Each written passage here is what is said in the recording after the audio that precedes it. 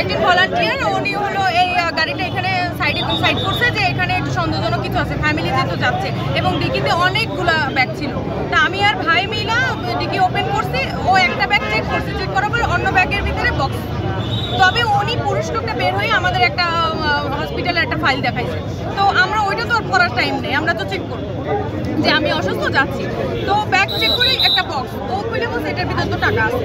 মহিলা বের হয়ে এসে বলছে যে এটা আমার ব্যক্তিগত টাকা। হ্যাঁ, কত টাকা আছে আনুমানিক? বলছে এই 10-15 আছে। তো বলছে যে না, এর চাইতে বেশি আছে আমার মনে হয়। সাইডেই আবার আর একটা বড় বক্স। তো উনি দুটো বক্স খুব তাড়াতাড়ি বইলে ব্যক্তিগত টাকা বলে নিয়ে গেছে। তো আমরা তো তাকে ছাড়ছি না।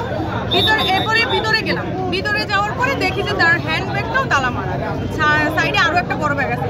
টোটালি দুইটা ব্যাগ আমরা ফোর্স করে তাকে খোলাই, তো সে খুলতে চায় না। দেখি দুইটা ব্যাগের ভিতরে টাকা আছে, অর্নামেন্টস আছে। অনেক কিছু কোথায় এদিকে তো নিচে শেষে নিতেছে অনেক কিছু কোথায় ভাই আসেন প্লিজ ভাই কইলি মুখে কইলি তো রই গেল, রেকর্ড তো দেওয়া লাগে না। আপনারা কি ভাবে কথা বলছেন?